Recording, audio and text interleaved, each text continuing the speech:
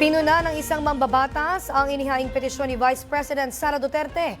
Yan ay kaugnay sa gumugulong na impeachment complaint.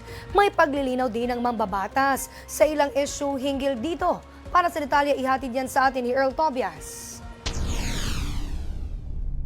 Agad na tumugon si House Public Accounts Committee Chairperson Terry Ridon sa petisyong inihain sa Supreme Court ng kampo ni Vice President Sara Duterte, kaugnay ng umuusad na impeachment complaint.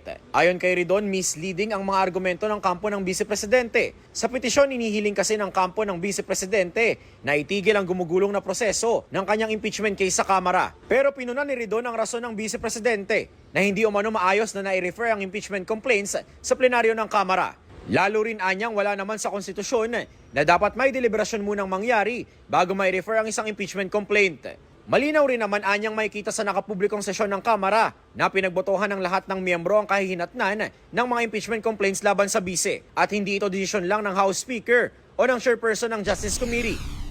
Hindi totoo na wala ho nga valid referral kasi nakita ho ng publiko, nakita ho ng bayan na ang plenaryo po mismo ng Kongreso ang nag-refer sa House Justice Committee nung pong 4 na impeachment complaints. No? Ibig sabihin, hindi po yan House Speaker, hindi po yan Committee on Rules. So doon pa lamang po, yung pinakabago at sinasabi nilang pinakamalakas na batayan, nakabatay sa kasinungalingan, nakabatay po sa panlilinlang sa Korte Suprema at sa atin pong mga kababayan. Punto pa ni Ridon, mas lalong walang katotohanan, nasakop na naman ng 1-year bar rule ang umusad na impeachment complaints laban sa bise. Pangalawang panlilinlang na naman po sa mga kababayan po natin yun. Kasi una sa lahat, yung pong 1-year bar rule, umira lang po yun. Pagka po meron na pong referral mula sa plenaryo papunta po sa House Committee on Justice. Yung sinasabi ho nila, dapat daw po, nung pong linaglag, yung pong Castro complaint at nung nag-withdraw daw po yung D-complaint, pumatak na daw ho yung 1-year bar rule. Basahin ho nila ulit yung pong jurisprudence nung pong Duterte ng Gutierrez.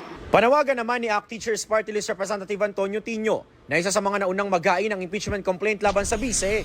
Ito na naman tayo, tumakbo na naman sa Korte Suprema ang Vice Presidente sa halip na harapin ang mga issues at sagutin na ang publiko, magpaliwanag sa publiko. Yun naman ang nasa likod ng impeachment na ito. No? At again,